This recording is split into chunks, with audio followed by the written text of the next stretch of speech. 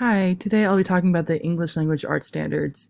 I decided to focus on grades 9 and 10 because that's the grade I am currently teaching, as well as because that's the grade I hope to teach in the future. Um, in grade 10, I started off by looking at the reading literature standards over here, and then going off to grade 9. And over here, I just was looking at all the different sections. Section 1 being the key ideas.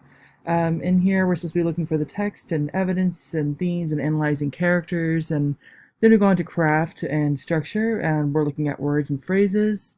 Moving on to section 3, in which we're integrating knowledge, and we're checking for understanding, making sure that our students understand what we're saying essentially. And then we're integrating the knowledge. So we're checking for understanding again, but this time just making sure that they can apply it.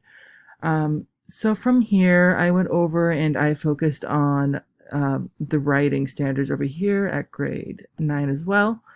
And I was looking at all the different sections over here too. This one had a real big emphasis on text and purposes, which makes sense for, the writing standards. And we want to make sure that they're analyzing using valid reasoning, sufficient evidence, and that they're using a formal style, and basically that they're able to write different ways, like, for example, narratives and stuff like that. Then section 2 was a lot about production and distribution. Where is it? There it is. Production and distribution of writing. So we're making sure that they can write clearly and coherently. And then we are making sure they know how to present knowledge. So research projects or, just making sure that they can gather evidence and gather data and apply it.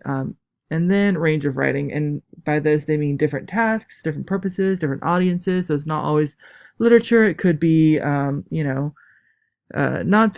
It could be scientific things. And I thought that was a really cool thing that we can focus on. From there, I went over to the appendages over here, and over here is appendage B. I started off on page 10 over here, and just looking at all the things that we can do. It's kind of exciting because it's all things that I really enjoy. For example, in stories, we can do the Odyssey and Grapes of Wrath, the Book Thief. In drama, we can do Edgar Allan Poe, and informational, we can do things like the Gettysburg Address, and just kind of bring in a lot of world ideas together.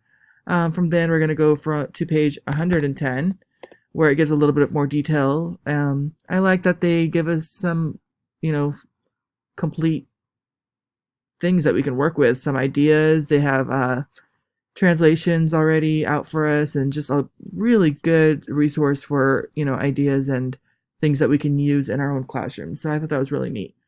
From there, I went to Appendix A.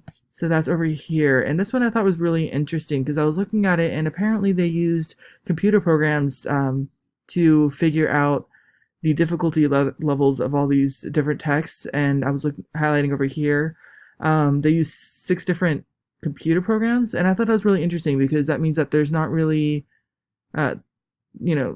actual people looking at these. I mean, I'm sure there are, but over here it just really emphasizes the fact that they use technology to figure out what our kids are reading. And I don't know, I have mixed feelings about this. I mean, I understand that it can be useful, but also, how much can technology really decide for us? So I thought it was really interesting. So we're looking over here at like different degrees of reading power and really technical jargon over here. So I thought that was really something to consider when choosing texts. I know that my guide teacher didn't use some of the stuff that's presented in Appendix B over here. Like she uses Edgar Allan Poe, The Raven.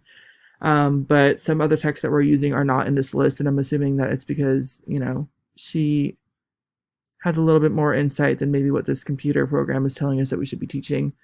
So this is my very quick overview of the English Language Arts Standards for grades level 9, and I hope you found it useful. Thank you.